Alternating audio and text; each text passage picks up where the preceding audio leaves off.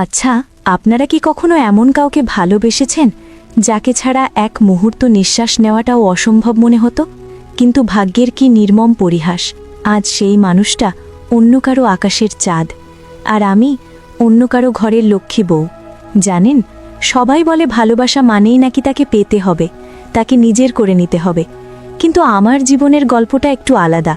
এই গল্পটা আপনাকে শেখাবে সব ভালোবাসা পূর্ণতা পায় না। কিছু ভালোবাসা সারা জীবন শুধু বুকের বাম পাশের চিনচিনে ব্যথা আর জায়নামাজের গোপন দোয়া হয়েই বেঁচে থাকে।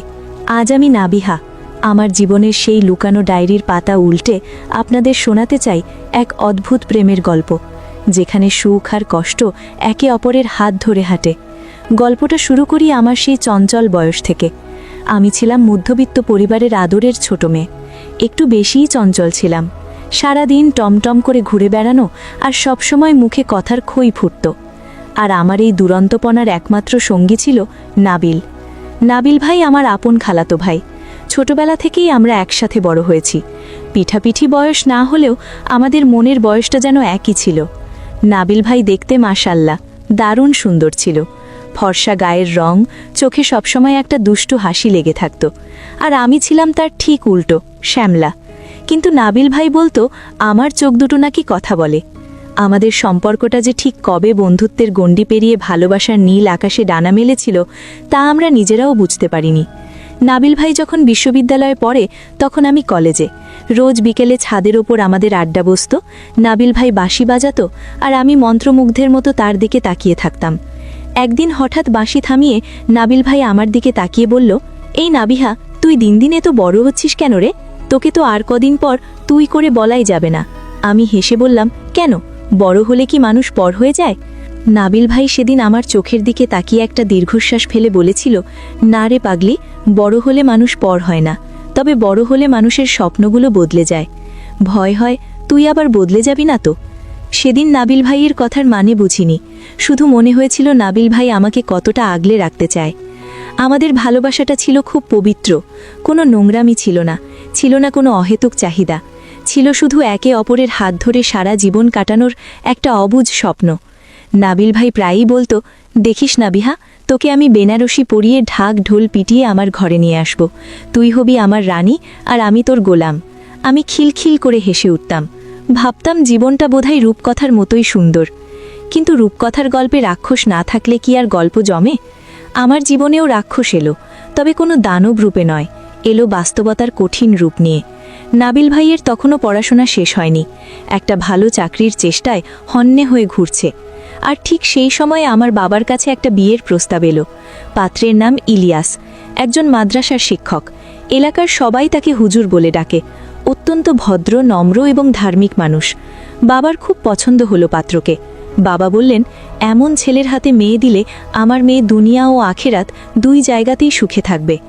বাবার মুখে বিয়ের কথা শুনে আমার পায়ের তলা থেকে মাটি সরে গেল। আমি ছুটে গেলাম মায়ের কাছে।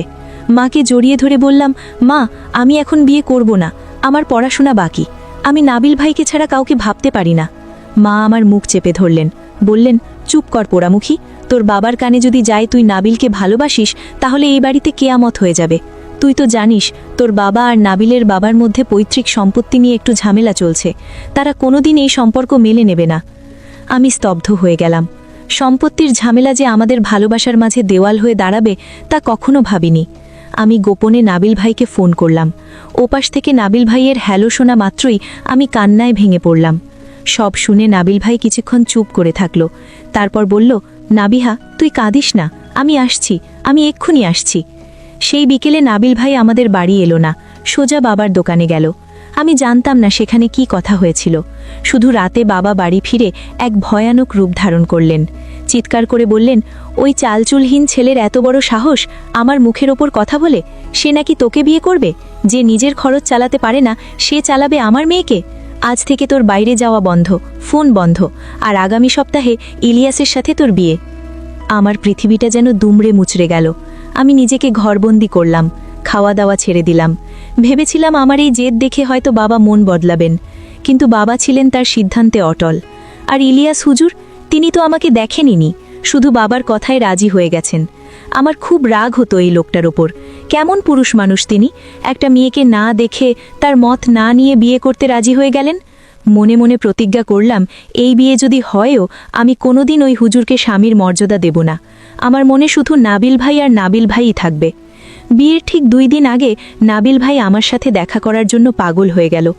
অনেক কষ্টে বাড়ির পেছনের পুকুর ঘাটে আমাদের দেখা হলো। আমি ভেবেছিলাম নাবিল ভাই হয়তো বলবে, চল নাবিহা, আমরা পালিয়ে যাই। আমি তার হাত ধরার জন্য প্রস্তুত ছিলাম, কিন্তু নাবিল ভাইকে দেখে আমি চমকে গেলাম। মাত্র কয়েকদিনে মানুষটা যেন কঙ্কাল হয়ে গেছে, চোখের নিচে কালি, উস্কো খুস্কো চুল। নাবিল ভাই আমার দিকে তাকালো, কিন্তু সেই চেনা দুষ্ট হাসিটা আজ আর নেই। আমি কান্নাজড়িত কণ্ঠে বললাম, নাবিল ভাই, তুমি আমাকে নিয়ে চলো, আমি ওই হুজুরকে বিয়ে করব না, আমি মরে যাব, তবুও তাকে মেনে নেব না। নাবিল ভাই আমার হাত দুটো ধরল, তার হাত কাঁপছিল। সে বলল, নাবিহা, পালানোটা খুব সহজ রে, কিন্তু তাতে কি আমাদের বাবা মায়ের সম্মান থাকবে? তোর বাবা অসুস্থ মানুষ, আমি যদি তোকে নিয়ে যাই তিনি হয়তো হার্ট অ্যাটাক করবেন, আর আমার বাবা, তিনি তো সমাজেই মুখ দেখাতে পারবেন না। আমি চিৎকার করে বললাম, তাহলে কি আমাদের ভালোবাসার কোনো মূল্য নেই? তুমি আমাকে ভুলে যাবে? নাবিল ভাই আমার চোখের জল মুছে দিয়ে বলল, ভুলতে কি আর পারবো রে পাগলি, তুই তো আমার রক্তে মিশে আছিস। কিন্তু শোন, ইলিয়াস সাহেব খুব ভালো মানুষ, আমি খোঁজ নিয়েছি, তিনি তোকে রানীর মতো রাখবেন। আমার মতো বেকারের সাথে ভেসে যাওয়ার চেয়ে তার মতো সম্মানিত মানুষের ঘর করা অনেক বেশি সম্মানের। আমি বিশ্বাস করতে পারছিলাম না এই কথাগুলো নাবিল ভাই বলছে। যে মানুষটা আমাকে পাওয়ার জন্য সবকিছু করতে পারত, আজ সেই আমাকে অন্যের হাতে তুলে দিচ্ছে। আমি ঘৃণায় অভিমানে নাবিল ভাইকে ধাক্কা দিয়ে বললাম, তুমি একটা কাপুরুষ, তুমি আমাকে কোনোদিন ভালোবাসোনি। যদি বাঁচতে তাহলে আজ আমাকে অন্যের হতে দেখতে পারতে না। যাও, চলে যাও এখান থেকে, আমি এই বিয়েই করব, আর দেখিয়ে দেব আমি তোমাকে ছাড়াও ভালো থাকতে পারি। নাবিল ভাই কোনো কথা বলল না, শুধু যাওয়ার আগে একবার পেছনে ফিরে তাকালো। সেই দৃষ্টিতে কি ছিল জানেন? এক বুক হাহাকার আর নিঃশব্দ এক ফোঁটা জল। অন্ধকারে নাবিল ভাই মিলিয়ে গেল, আর আমি পুকুর ঘাটে বসে সারাটা রাত কাঁদলাম। আমার মনে হলো আমার নাবিল ভাই মরে গেছে। যে নাবিল ভাই আমার জন্য সব করতে পারত, সে আজ সমাজের ভয়ে, বাবার সম্মানের ভয়ে আমাকে বলি দিল। বিয়ের দিনটা এলো, চারিদিকে উৎসবে আমেজ, শুধু আমার বুকের ভেতরটা শ্মশান হয়ে আছে।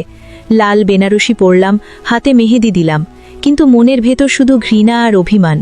কবুল বলার সময় আমার গলা দিয়ে আওয়াজ বের হচ্ছিল না, মনে হচ্ছিল আমি নিজের মৃত্যু পরোয়ানায় সই করছি।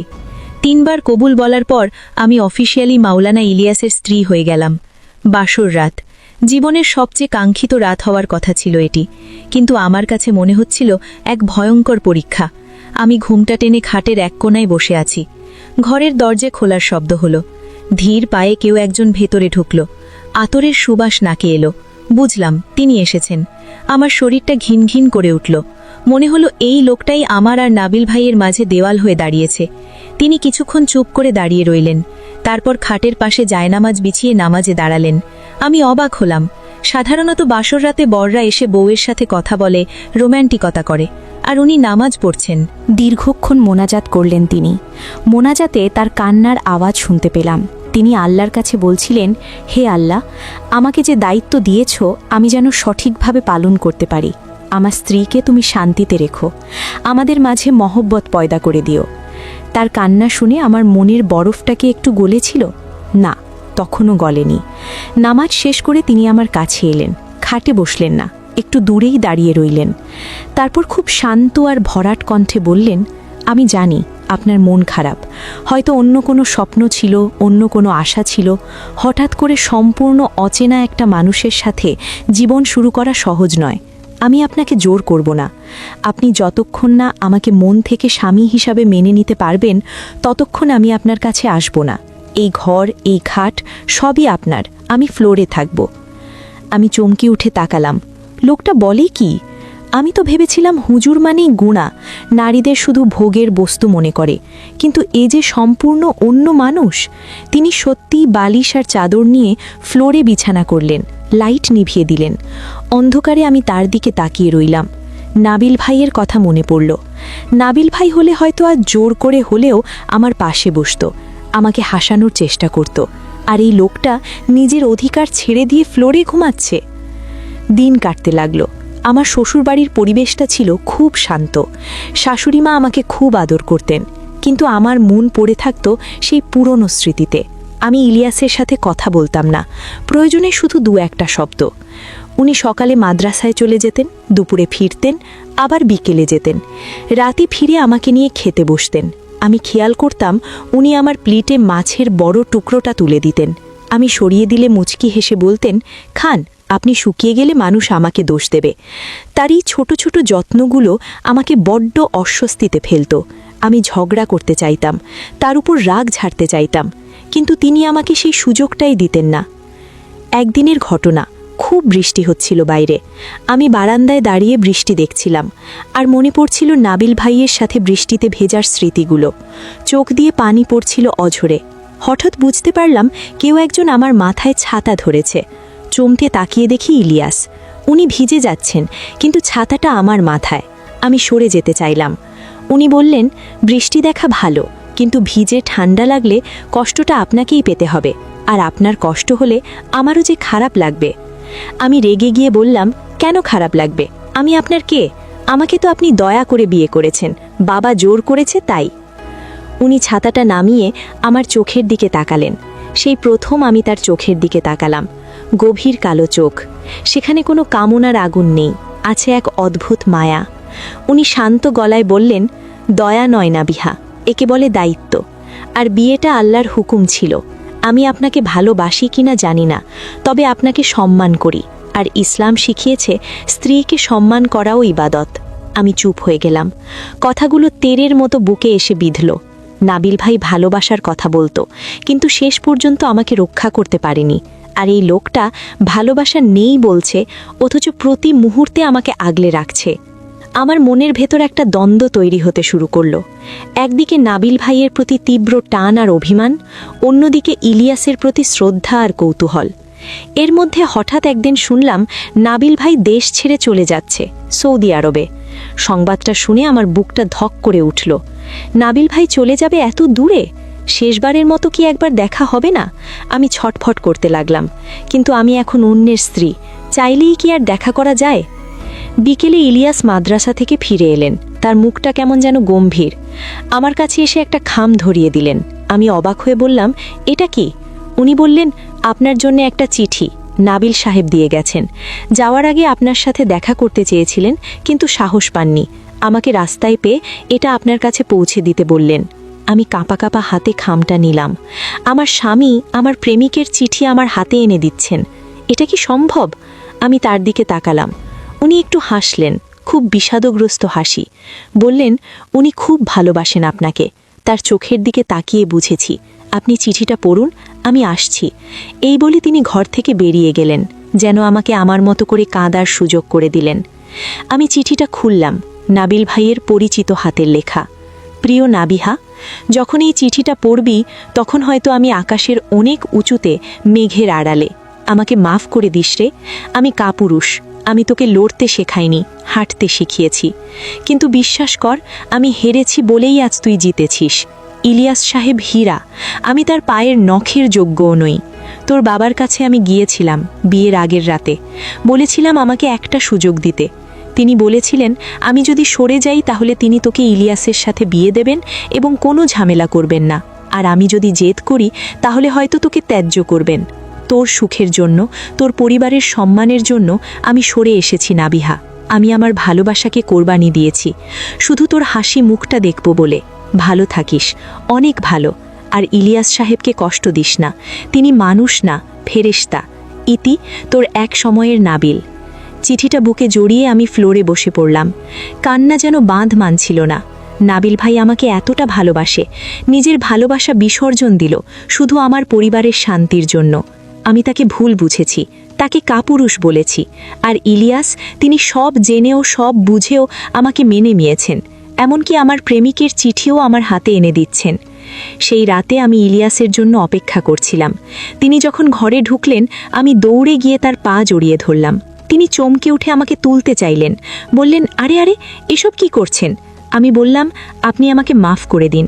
আমি আপনাকে অনেক কষ্ট দিয়েছি, আপনাকে অপমান করেছি, অথচ আপনি সব জেনেও কেন আমাকে এত সম্মান দিলেন?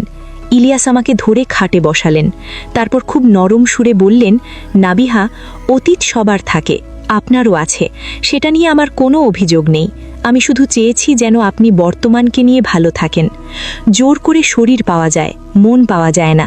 আমি আপনার মনের জন্য অপেক্ষা করছিলাম। সেদিন থেকে আমাদের সম্পর্কের এক নতুন অধ্যায় শুরু হলো। কিন্তু গল্পের মোড় কি এখানেই শেষ? না, বিধাতা হয়তো আমাদের জন্য অন্য এক পরীক্ষার ব্যবস্থা করে রেখেছিলেন।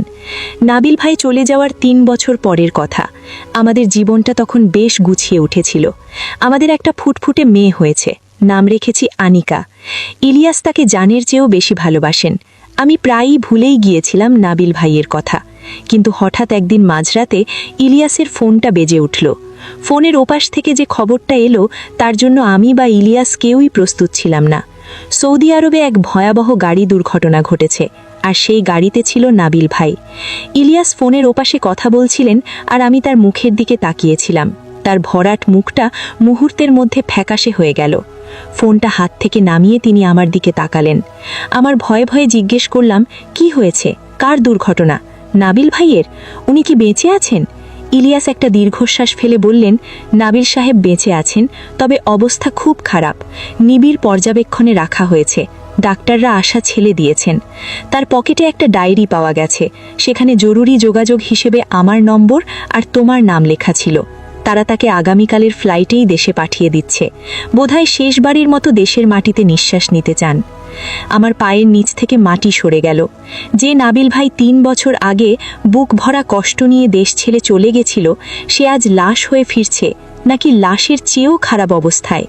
সারাটা রাত আমি জায়নামাজে বসে কাঁদলাম। আর আমার পাশে বসে তাসবিহাতে আমার স্বামী ইলিয়াস আল্লাহর কাছে দোয়া করলেন যেন নাবিল ভাই সুস্থ হয়ে ওঠেন। কি অদ্ভুত, তাই না? স্বামী তার স্ত্রীর প্রেমিকের জন্য দোয়া করছে। দুনিয়াতে এমন মানুষও হয়। পরদিন বিকেলে আমরা বিমানবন্দরে গেলাম। অ্যাম্বুলেন্স প্রস্তুত ছিল। নাবিল ভাইকে স্ট্রেচারে করে যখন বের করা হলো, আমি চিনতে পারছিলাম না। সেই সুন্দর চেহারাটা আগুনে ঝলসে গেছে, মাথায় ব্যান্ডেজ, শরীরের হাড়গোড় সব ভেঙে চূর্ণ। আমি দৌড়ে কাছে যেতে চাইলাম, কিন্তু পারলাম না। আমার পা অবশ হয়ে আসছিল। ইলিয়াস আমার হাত শক্ত করে ধরলেন, বললেন, নাবিহা, শক্ত হও, তোমাকে শক্ত হতে হবে। উনি তোমাকে দেখলে শান্তি পাবেন। হাসপাতালের সাদা বিছানায় নাবিল ভাই শুয়ে আছে, নাকে অক্সিজেনের নল, হাতে স্যালাইন। ডাক্তার বললেন তার জ্ঞান ফেরার সম্ভাবনা খুব কম, তবে অলৌকিক ঘটনা ঘটতে পারে। ইলিয়াস আমাকে কেবিনের ভেতরে পাঠিয়ে দিয়ে নিজে বাইরে দাঁড়িয়ে রইলেন। বললেন, যাও, মন ভরে দেখে নাও। কিছু কথা হয়তো বাকি রয়ে গেছে, সেগুলো বলে নাও। আমি ধীর পায়ে নাবিল ভাইয়ের বিছানার পাশে গিয়ে দাঁড়ালাম। তার পোড়া হাতটা আলতো করে ছুঁয়ে দিলাম। আমার স্পর্শেই কিনা জানি না, মনিটরের রেখাগুলো নড়ে উঠল। নাবিল ভাই কি বুঝতে পারলেন আমি এসেছি? আমি ফিসফিস করে ডাকলাম, নাবিল ভাই, ও নাবিল ভাই, আমি নাবিহা, তোমার সেই পাগলি নাবিহা। চোখ মেলো না প্লিজ। হঠাৎ নাবিল ভাইয়ের চোখের পাতা সামান্য কেঁপে উঠল। অনেক কষ্টে তিনি চোখ মেললেন। ঘোলাটে দৃষ্টিতে আমার দিকে তাকিয়ে রইলেন কিছুক্ষণ। তারপর ঠোঁটের কোণে একটু হাসির রেখা ফুটে উঠল। অক্সিজেন মাস্কের ভেতর দিয়ে অস্পষ্ট স্বরে বললেন, তুই এসেছিস? আমি জানতাম তুই আসবি। আমি কান্নায় ভেঙে পড়লাম। বললাম, কেন এমন করলে নাবিল ভাই? কেন এত দূরে গেলে? আজ তোমার এই অবস্থা কেন? নাবিল ভাই খুব কষ্ট করে হাতটা বাড়িয়ে আমার হাতের উপর রাখলেন। বললেন, কাঁদিস না রে, আমার সময় শেষ। আমি তো এটাই চেয়েছিলাম, মরে যাওয়ার আগে যেন তোর মুখটা একবার দেখতে পাই। আল্লাহ আমার দোয়া কবুল করেছেন। আমি বললাম, তুমি বিয়ে করনি কেন নাবিল ভাই? কেন একা থেকে গেলে? নাবিল ভাই হাসলেন, সেই পুরনো দুষ্টু হাসিটার মতো, কিন্তু বড় মলিন। বললেন, এক হৃদয় কি দুইজনকে রাখা যায় রে? আমার হৃদয় তো শুধু তুই। আমি বিয়ে করলে সেই মেয়েটার প্রতি অন্যায় করা হতো, তাকে তো আমি ভালোবাসতে পারতাম না। তাই ঠিক করেছিলাম সারা জীবন তোর স্মৃতি নিয়েই কাটিয়ে দেব। জানিস নাবিহা, আমি প্রতি ওয়াক্ত নামাজে তোর জন্য দোয়া করতাম ইলিয়াস সাহেব যেন তোকে দুনিয়ার সব সুখ দেন। তুই সুখে আছিস তোরে? আমি মাথা নেড়ে বললাম, আমি খুব সুখে আছি নাবিল ভাই, উনি আমাকে খুব ভালোবাসেন। কিন্তু তুমি কেন এমন নিঃস্ব হয়ে গেলে? নাবিল ভাই বললেন, আমি নিঃস্ব নই রে, আমার ভালোবাসা সার্থক, কারণ আমি তোকে ভালোবাসে ত্যাগ করতে পেরেছি। ভালোবাসা মানেই তো শুধু কাছে পাওয়া নয়, ভালোবাসা মানে প্রিয় মানুষের ভালো থাকা। তুই ভালো আছিস, এটাই আমার জান্নাত। কথাগুলো বলতে বলতে নাবিল ভাই হাঁপিয়ে উঠলেন। মনিটরের শব্দ দ্রুত হতে লাগলো। আমি চিৎকার করে ডাকলাম, ডাক্তার, ডাক্তার। ইলিয়াস দৌড়ে ভেতরে এলেন। ডাক্তার নার্সরা ছোটাছুটি শুরু করলেন। আমাকে ঘর থেকে বের করে দেওয়া হলো। আমি দরজার কাছ দিয়ে দেখলাম নাবিল ভাইয়ের শরীরটা নিস্তেজ হয়ে যাচ্ছে। ইলিয়াস ভেতরে দাঁড়িয়ে নাবিল ভাইয়ের কানে কানে কালেমা শাহাদাত পড়ছেন। কি অবিশ্বাস্য দৃশ্য! আমার স্বামী আমার প্রেমিককে শেষ বিদায় জানানোর প্রস্তুতি নিচ্ছেন। একটু পরেই সব শান্ত হয়ে গেল। ডাক্তার বেরিয়ে এসে মাথা নিচু করে বললেন, উনি আর নেই। আমি সেখানেই ফ্লোরে বসে পড়লাম। আমার মনে হলো আমার শৈশব, আমার কৈশোর, আমার প্রথম ভালোবাসা সব ওই সাদা কাপড়ে মোড়া লাশের সাথে শেষ হয়ে গেল। কিন্তু অদ্ভুত ব্যাপার কি জানেন, আমার খুব বেশি কান্না পেল না তখন। মনে হলো নাবিল ভাই তো বেঁচে নেই, তিনি বেঁচে ছিলেন আমার অপেক্ষায়। তার ছুটি দরকার ছিল, আল্লাহ তাকে ছুটি দিয়েছেন। নাবিল ভাইয়ের দাফন হলো আমাদের গ্রামের বাড়িতে। ইলিয়াস নিজে কবরে নেমে লাশ শোয়ালেন। মাটি দেওয়ার পর তিনি দীর্ঘক্ষণ মোনাজাত করলেন।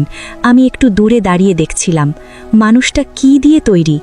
ফেরার পথে গাড়িতে আমি চুপ করে বসেছিলাম, ইলিয়াসও চুপ। অনেকক্ষণ পর আমি নীরবতা ভেঙে বললাম, আপনি কেন এত ভালো? আপনি কি জানেন না নাবিল ভাই আমার কে ছিলেন? গাড়িটা রাস্তার পাশে থামালেন, আমার দিকে ফিরে তাকালেন। তার চোখে পানি। তিনি বললেন, জানি নাবিহা, আমি সব জানি। বিয়ের প্রথম দিন থেকেই জানতাম। তোমার ডায়েরি আমি ভুল করে পড়ে ফেলেছিলাম একদিন।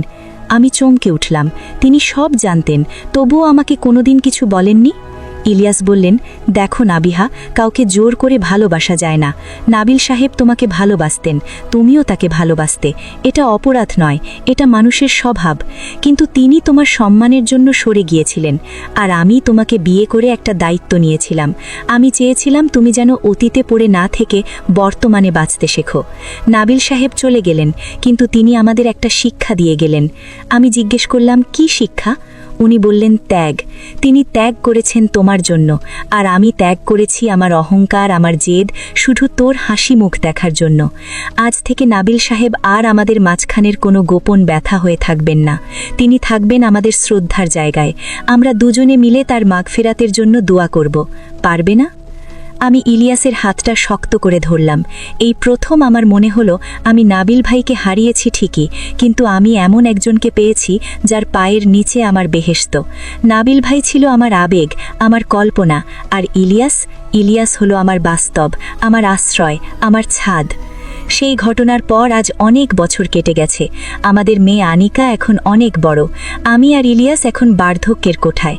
এখনও প্রতি বছর নাবিল ভাইয়ের মৃত্যুবার্ষিকীতে আমরা গরিবদের খাওয়াই, মাদ্রাসায় দান করি। ইলিয়াস কখনো আমাকে বাধা দেননি, বরং উৎসাহ দিয়েছেন। মাঝে মাঝে রাতে যখন তাহাজ্জুদের নামাজে দাঁড়াই, তখন ভাবি জীবনটা আসলেই অদ্ভুত। এক জীবনে আমরা কত কিছুই না চাই, কিন্তু পাই কতটুকু। নাবিল ভাইকে আমি পাইনি, কিন্তু তার ভালোবাসাটা আমার জীবনের সবচেয়ে বড় শক্তি হয়ে আছে। আর ইলিয়াস, যাকে আমি শুরুতে ঘৃণা করতাম, অবহেলা করতাম, আজ তাকে ছাড়া আমি এক মুহূর্ত চলতে পারি না। গল্পের শেষে এসে আপনাদের একটা কথা বলি, যারা ভাবছেন ভালোবাসা মানেই হাত ধরে পার্কে ঘোরা বা পালিয়ে বিয়ে করা, তারা ভুল ভাবছেন। ভালোবাসা মানে হলো সম্মান, ভালোবাসা মানে হলো বিশ্বাস। নাবিল ভাই আমাকে শিখিয়ে গেছেন ভালোবাসলে ছেড়ে দেওয়াও জানতে হয়, আর ইলিয়াস আমাকে শিখিয়েছেন ভালোবাসা মানে আগলে রাখা, ভালোবাসা মানে সঙ্গীর অতীতকে সম্মান জানিয়ে তার বর্তমানকে সুন্দর করা। আজ আমি নাবিহা, এক পরিপূর্ণ নারী। আমার এক আকাশে এক উজ্জ্বল নক্ষত্র হয়ে আছে নাবিল ভাই, আর আমার জমিন হয়ে আমাকে ধরে রেখেছেন মাওলানা ইলিয়াস। সব ভালোবাসা পূর্ণতা পায় না, কিন্তু সব ভালোবাসাই পবিত্র যদি তাতে সততা থাকে। আপনারা যারা এই গল্প শুনছেন তাদের বলছি, জীবনে কাউকে পেলে তাকে কদর করতে শিখুন, আর যদি কাউকে না পান তবে তার জন্য দোয়া করুন, কারণ দোয়ার চেয়ে বড় ভালোবাসা এই পৃথিবীতে আর কিছুই নেই। ভালো থাকবেন আর ভালোবাসাকে সম্মান করবেন।